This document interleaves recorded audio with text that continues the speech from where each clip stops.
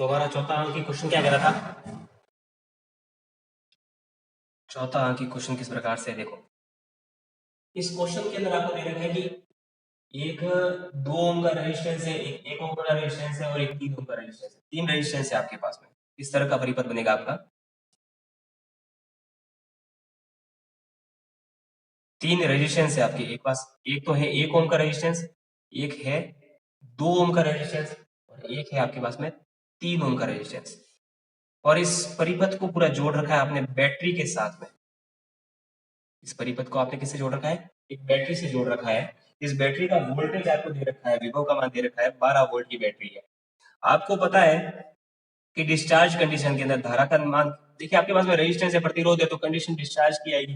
Discharge condition के अंदर धारा की दिशा किस तरफ होगी? धनात्मक से ऋणात्मक की तरफ होगी। धारा की दिशा धनात्मक से ऋणात्मक की तरफ होगी। और आपको क्वेश्चन में दे रखा है कि यहाँ पर जो आपका आंतरिक प्रतिरोध है, जो बैटरी का प्रतिरोध है, आंतरिक प्रतिरोध, उस आंतरिक प्रतिरोध का मान क्या है? नगण्य है। तो मैं स्मॉल आर आंतरिक प्रतिरोध को लगभग 0 के बराबर मान लेता हूँ। आंतरिक प्रतिरोध का मान क्या है? नगण्य है। तो आपको पूछ रहा है कि ये प्रतिरोधों के सिरों, जैसे मान लिया यहाँ पर प्रतिरोध है, ये प्रतिरोध है, इसके 2 सिरे हो गए, ये इसके सिरे हो गए और ये इसके, ठीक है। ये मान लिया ए, बी, सी और डी, ठीक है। प्रतिरोधों के सिरों के मध्य विभव का मान क्या होगा? प्रत्येक प्रतिरोध के लिए, प्रतिरोधों के सिरों के मध्य प्रत्येक प्रतिरोध के लिए विभव का मान निकालना है। अर्थात जैसे मान लिया ए और बी, ए और बी 2 सिरे हैं, इनके मध्य जो प्रतिरोध लगा हुआ है, इसके लिए विभव का मान मैंने मान लिया कितना है? V1 विभव है, ठीक है। बी और सी 2 सिरे हैं, इनके मध्य कोई प्रतिरोध लगा हुआ है, उसके लिए विभव का मान कितना है? V2 विभव है। सी और डी कोई 2 सिरे हैं, उनके मध्य अगर प्रतिरोध लगा हुआ है तो उसके लिए विभव का मान कितना होगा? V3 विभव होगा। तीन तरह के विभव मान है, V1, V2 और V3। अब आपको V1, V2 और V3 का मान निकालना है, ठीक है। कैसे निकालोगे? सबसे पहले आपको निकालना पड़ेगा धारा का मान निकालना पड़ेगा, करंट का मान निकालना पड़ेगा। करंट का मान कहां से निकालोगे? V बराबर IR, ओम के नियम से हम करंट का मान निकाल सकते हैं, ठीक है। अब ये R क्या होगा? यहाँ पर R देखिए, यहाँ पर एक प्रतिरोध तो है नहीं, प्रतिरोध तो कितने हैं? 3 प्रतिरोध है, तो यहाँ पर R इक्विवेलेंट लेना पड़ेगा। R इक्विवेलेंट मतलब तुल्य प्रतिरोध। ये R इक्विवेलेंट किसको बता रहा है? तुल्य प्रतिरोध को प्रदर्शित कर रहा है। आर इक्विवेलेंट किसको प्रदर्शित कर रहा है? तुल्य प्रतिरोध को प्रदर्शित कर रहा है। तो V बराबर आई आर इक्विवेलेंट। यहां से अपने को I का मान निकालना है, तो I बराबर क्या आ जाएगा? V बट्टा आर इक्विवेलेंट, ठीक है। हम जानते हैं, देखिए V क्या है? V बैटरी का वोल्टेज कितना दे रखा है हमें? 12 वोल्ट की बैटरी दे रखी है, ठीक है। तो 12 वोल्ट आ गया। ये वोल्ट मात्रक में साइड में लिख लेता हूँ, ठीक है। हाँ, और नीचे क्या है? Are equivalent. आर इक्विवेलेंट है मतलब तुल्य प्रतिरोध। आपको पता है श्रेणी क्रम के अंदर तुल्य प्रतिरोध कैसे निकालते हैं? जितने भी प्रतिरोध जुड़ रखे हैं उन सभी प्रतिरोधों का योग श्रेणी क्रम में तुल्य प्रतिरोध के बराबर होता है। तो आर इक्विवेलेंट किसके बराबर होगा? R1 plus R2 plus R3। हमारे पास में 3 प्रतिरोध है, 1, 2 और 3। R1 plus R2 plus R3, इसको ओम के अंदर। वोल्ट अपॉन ओम क्या होता है? एम्पियर के बराबर होता है। तो 12 बट्टा, देखिए R1 का मान कितना है? 1 ओम, 1 प्लस R2 का मान कितना है? 2 ओम, 2 प्लस R3 का मान कितना है? 3 ओम, तो 3। और ये क्या हो जाएगा? वोल्ट अपॉन एम्पियर कितना हो जाएगा? वोल्ट अपॉन क्या कहते हैं इसको? ओम। ये किसके बराबर हो जाएगा? एम्पियर के बराबर, ठीक है। 12 और नीचे कितना है? 3 और 2 और 1 3, मतलब कितना हो जाएगा? 6। 12 बट्टा 6 एम्पियर। 6 का भाग देंगे तो कितनी बार जाएगा? 2 बार। तो हमारे पास में करंट कितनी आ गई? अर्थात परिपथ के अंदर जो धारा प्रवाहित हो रही है उस धारा का मान कितना आ जाएगा? 2 एम्पियर की धारा परिपथ के अंदर प्रवाहित होगी। पहली चीज तो हमारे पास में ये आ गई कि 2 एम्पियर की धारा परिपथ में प्रवाहित होगी। अब हम क्या करते हैं? अब प्रत्येक प्रतिरोध के लिए विभव का मान निकालेंगे। धारा हमारे पास में कितनी आ गई? I बराबर आ गई 2 एम्पियर की धारा आ गई, ठीक है। अब प्रत्येक प्रतिरोध के लिए विभव का मान, पहले प्रथम प्रतिरोध की बात करते हैं, ठीक है। पहले प्रतिरोध की बात कर रहे हैं। यहाँ पर विभव क्या है? V1 है, तो V1 वापस वही फॉर्मूला है, V बराबर IR से, ठीक है। V बराबर IR से निकालेंगे। V1 वोल्टेज का मान क्या है यहाँ पर? V1 बराबर किसके होगा? आई धारा प्रवाहित हो रही है, धारा का मान तो देखिए धारा है, प्रत्येक प्रतिरोध के लिए धारा का मान समान है। देखिए यहाँ पर भी आई धारा है, यहाँ पर भी आई धारा है, यहाँ पर भी आई धारा है, मतलब पूरे परिपथ में हम जानते हैं श्रेणी क्रम के अंदर धारा है ना, धारा के मान में कोई परिवर्तन नहीं होता, चाहे आप सेलों के श्रेणी क्रम की बात करो, चाहे आप प्रतिरोधों के श्रेणी क्रम की बात करो, धारा के मान में कोई परिवर्तन नहीं होगा, धारा सेम ही रहेगी। ठीक है, तो यहाँ पर क्या आ जाएगा, आई आई धारा प्रवाहित हो रही है, तो यहाँ पर देखिए आई है, पहले प्रतिरोध के लिए भी आई धारा ही प्रवाहित होगी, आई का मान कितना था 2 एम्पियर, तो यहाँ पर 2 लिख लिया। ठीक है, आर आर प्रतिरोध, पहले प्रतिरोध का मान कितना है 1 ओम, तो 1 आ गया, ये आ जाएगा वोल्ट के बराबर। तो V1 क्या आ जाएगा हमारे पास में, 2 गुणा 1 मतलब 2 वोल्ट, अर्थात पहले प्रतिरोध के लिए विभव का मान कितना आ जाएगा, 2 वोल्ट आ जाएगा। इसी प्रकार से दूसरे प्रतिरोध के लिए निकालते हैं, V2 बराबर आई धारा, देखिए V2 के अंदर भी धारा आई ही प्रवाहित हो रही है। ठीक है, तो आई धारा का मान कितना आया, 2 एम्पियर आया, गुणा आर प्रतिरोध, इसका प्रतिरोध का मान कितना है 2 ओम है, 2 प्रतिरोध हो गया, 2 गुणा 2 और ये विभव। ठीक है, 2 गुणा 2 कितना हो जाएगा 4 वोल्ट, तो V2 के लिए प्रतिरोध का मान भी कितना आएगा 4 वोल्ट आ जाएगा। ठीक है, इसी तरह से V3 के लिए निकालते हैं, V3 बराबर क्या आएगा, धारा कौन सी प्रवाहित हो रही है, आई धारा प्रवाहित हो रही है, इसका मान कितना है 2 ओम है। ठीक है, और आर प्रतिरोध इसका कितना है 3, तो कोष्टक में 3 वोल्ट, 3 गुणा 2 कितना हो जाएगा 6 वोल्ट, तो V3 का मान कितना आ जाएगा हमारे पास में 6 वोल्ट आ जाएगा। तो इस प्रकार से हमारे V1 V2 V3 प्रत्येक प्रतिरोध के लिए विभव के मान आ जाएंगे। ठीक है, ये आंसर, ये पहले प्रतिरोध के लिए, ये दूसरे प्रतिरोध के लिए और ये तीसरे प्रतिरोध के लिए। ठीक है, इस तरह से इस क्वेश्चन को करना था। इसके बाद में अपन अगले क्वेश्चन की बात करते हैं, क्वेश्चन नंबर 9। क्वेश्चन नंबर 9 क्या कह रहा है, क्वेश्चन नंबर 9 कह रहा है कि किसी कार की संचालक बैटरी का विद्युत वाहक बल दे रखा है, आपको संचालक जो बैटरी है, बैटरी का विद्युत वाहक बल दे रखा है, विद्युत वाहक बल इलेक्ट्रोमोटिव फोर्स, किससे प्रदर्शित करते हैं इसको, ई से प्रदर्शित करते हैं, इसका मान कितना है 12 वोल्ट।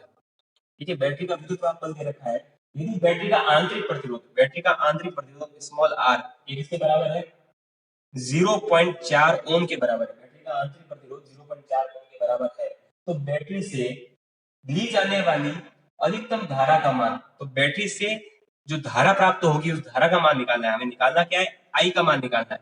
तो आपको सीधा फॉर्मूला बताइए, V बराबर आई आर, V बराबर आई आर। ठीक है, तो आई बराबर क्या आ जाएगा V अपॉन आर। यहां पर देखो बैटरी का विद्युत वाहक बल क्या होता है, विद्युत वाहक बल की परिभाषा क्या होती है, अगर आप किसी सेल को मतलब सेल का इस तरह से आप कह सकते हो कि अगर सेल ऑफ कंडीशन में है, मतलब उसके अंदर धारा प्रवाहित नहीं हो रही है, ठीक है, तो उस कंडीशन में जो सेल का विभव होगा, उस विभव को क्या कहते हैं, हम विद्युत वाहक बल कहते हैं। ठीक है, सेल के दोनों सिरों के मध्य उत्पन्न विभवांतर, यदि किसी सेल के अंदर धारा प्रवाहित नहीं होती है, तो सेल के दोनों सिरों के मध्य उत्पन्न विभवांतर क्या कहलाता है, विद्युत वाहक बल कहलाता है। ठीक है, तो यहाँ पर ये विद्युत वाहक बल ये भी क्या है, विद्युत विभवांतर को प्रदर्शित कर रहा है।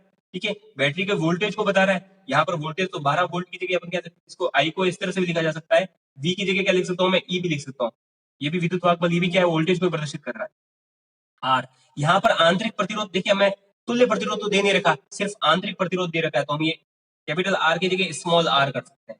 ठीक है, तो यहाँ पर विद्युत वाहक बल क्या आ रहा है, 12 ओम है, 12 वोल्ट है, 12 बट्टा आंतरिक प्रतिरोध कितना दे रखा है 0.4, तो 0.4 सॉल्व करो, ये एम्पियर के अंदर आएगा, सॉल्व करेंगे, यहाँ से पॉइंट हटाए ऊपर आ जाएगा 10, 4 का भाग दो कितनी बार जाएगा, 4 3 12, तो 3 का गुणा किया 10 से तो कितना आ जाएगा 30 एम्पियर, तो 30 एम्पियर की धारा परिपथ के अंदर प्रवाहित होगी, और ये अधिकतम धारा ही है, 30 एम्पियर की धारा अधिकतम धारा होगी। अब यहाँ पर और प्रतिरोध लगाते जाओगे तो धारा के मान में कमी आती रहेगी, बस इस प्रकार से होगा।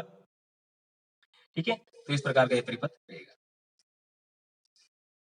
ये हो गया आपका 9वां क्वेश्चन। अब इसके बाद में अपन अंतिम क्वेश्चन की बात करते हैं, 12वें क्वेश्चन। 12वां क्वेश्चन क्या कह रहा था, 12वां क्वेश्चन कह रहा है कि एक मकान में,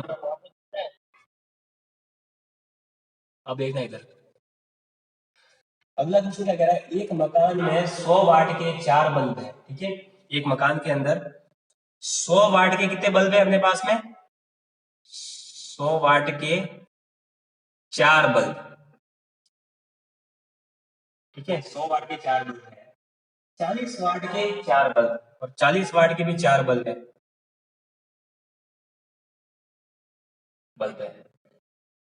इसके साथ में आपको कह रहा है और प्रतिदिन कितना, 4 घंटे और 6 घंटे। ये जो 4 बल्ब है ये कितने घंटे चलता है, ये घंटे, ये चलता है 4 घंटे।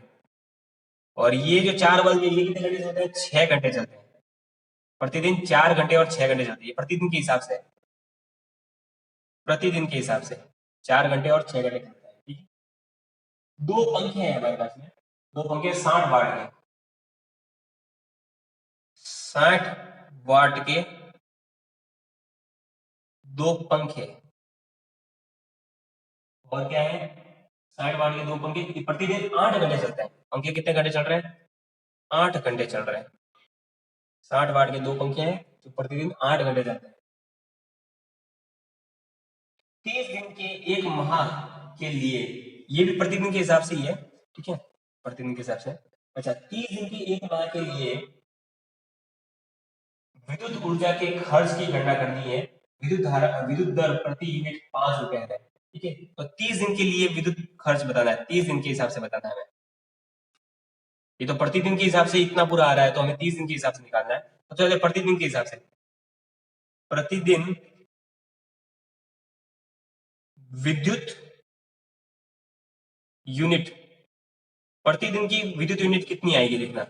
यहां पर देखिए अपने पास में कितने बल्ब है, 4 बल्ब है, तो 4 गुणा, प्रत्येक बल्ब कितने वोल्ट का है, 100 वोल्ट का बल्ब है, तो 100, 4 गुणा 100। आपको पता है, देखिए एक यूनिट किसके बराबर होती है, ये आपको याद रखना है। एक यूनिट किसके बराबर होती है, 1 किलो वाट घंटे के बराबर होती है। एक यूनिट 1 किलो वाट घंटे के बराबर है, ठीक है। प्रतिदिन विद्युत यूनिट कितनी होगी, 4 गुणा 100। अच्छा, और कितने घंटे चल रही है, 4 घंटे चल रही है, ठीक है। तो गुणा 4 प्लस, इसके साथ में 40 वाट के 4 बल्ब है, ये 6 घंटे चलते हैं, तो 4 गुणा 40 गुणा 6 प्लस 60 वाट के दो पंखे हैं और 8 घंटे चल रहे हैं, तो 2 गुणा 60 गुणा 8। अच्छा, और इसका अगर मात्रक बताए तो मात्रक क्या होगा, वाट इंटू घंटा, क्योंकि वाट और घंटे के अंदर अपने मान लगाया है, तो मात्रक क्या आ जाएगा लास्ट में, वाट प्रति, वाट इंटू घंटा, प्रति घंटा नहीं है, वाट इंटू घंटा। अच्छा, अब इसको सॉल्व करो तो क्या होगा, 4 गुणा 100 मतलब 400, ठीक है। 400 गुणा 4 से करोगे तो कितना आ जाएगा, 1600 आ जाएगा। 1610 कितना हो जाएगा, 160। 160 को अगर 16 से गुणा करोगे तो कितना आ जाएगा, 1632 छिन्नू, ठीक है। 960 प्लस 6 का गुना करो 2 से तो कितना आ जाएगा, 120। 120 का अगर 8 से गुणा करो कितना आएगा, 120 गुणा 8 कितना होता है, 16, 6 और 8 और 1 9, कितना आ जाएगा, ठीक है। और मात्रा कितना आएगा, वाट इंटू घंटा। अब देखो 1600 और 960 और 960 जोड़ दो इनको, 0 आ गया। 6 और 6 कितना हो जाएगा, 12, 12 का 2 हासिल की 1, 6 और 1 7, 7 और 9 कितना हो जाएगा, 7 में 14, 15 16, 16 और 9 कितना हो जाएगा, 25, 25 का 5 हासिल की 2, 2 और 1 3, 3, ठीक है। तो 3520 वाट इंटू घंटा आएगा। अब ये आपको देखिए, एक यूनिट किसके बराबर होता है, 1 किलो वाट घंटे के बराबर होता है। यहाँ पर ये देखिए वाट इंटू घंटा है, तो हमें वाट को किलो वाट में चेंज करने के लिए क्या करना पड़ेगा, किलो वाट के लिए चेंज करना है तो 1000 का दे देंगे हम भाग, ठीक है। तो 1000 का दे दिया भाग, तो 1000 का भाग तो क्या आ जाएगा हमारे पास में, एक के बाद में कितने जीरो है, 3 जीरो है, तो यहाँ पर 3 संख्या के बाद में पॉइंट लग जाएगा, 3.52 किलो वाट घंटा। तो प्रतिदिन के लिए जो यूनिट आ रही है वो कितनी आ रही है, प्रतिदिन यूनिट कितनी आ जाएगी, विद्युत यूनिट कितनी आ जाएगी, 3.52 किलो वाट इंटू घंटा आ जाएगी प्रतिदिन के हिसाब से। अब आपको निकालनी है 30 दिन के हिसाब से। 30 दिन के हिसाब से अगर यूनिट निकालोगे तो कैसे निकालोगे, 30 दिन के लिए, 30 दिन के हिसाब से निकालोगे, क्या करोगे, प्रतिदिन के लिए ये आ रही है तो इसका 30 से गुणा कर दोगे, तो 30 गुणा 3.52 किलो वाट इंटू घंटा। तो 30 का गुणा करेंगे तो क्या आ जाएगा हमारे पास में, आगे सॉल्व कर लेता हूँ।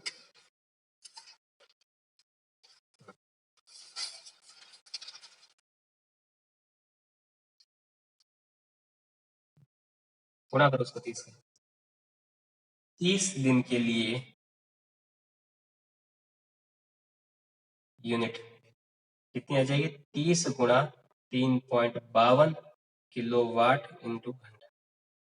देखिए पहले 10, 3 इंटू 10 कर लो, 3 इंटू 10 गुणा 3.52 किलोवाट इंटू घंटा। ठीक है, 10 का गुणा करेंगे तो क्या आ जाएगा? 3 गुणा 35.2 घंटा आ जाएगा। ठीक है, अब देखो 3 का गुणा किया तो क्या आ जाएगा?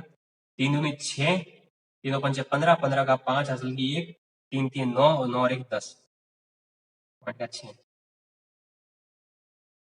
ये आ गया आपके 30 दिन के हिसाब से यूनिट। यूनिट आ गई 30 दिन की यूनिट आ गई आपके।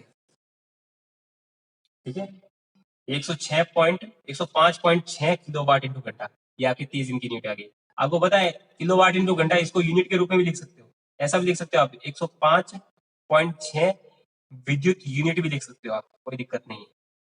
ठीक है, एक विद्युत यूनिट किसके बराबर होती है? 1 किलोवाट इंटू घंटे के बराबर होती है। ठीक है, तो आप विद्युत यूनिट के हिसाब से लिख सकते हो। तो ये तो आपकी यूनिट आ गई। 30 दिन में आपने 105.6 यूनिट खर्च कर ली। अब आपको क्या निकालना है? देखिए प्रत्येक यूनिट का आपको मान दे रखा है 5 रुपए। प्रत्येक यूनिट का मूल्य, प्रत्येक यूनिट का मूल्य कितना है? 5 रुपए है। आपके पास में 105.6 यूनिट है, तो 105.6 यूनिट का मूल्य कितना हो जाएगा? अतः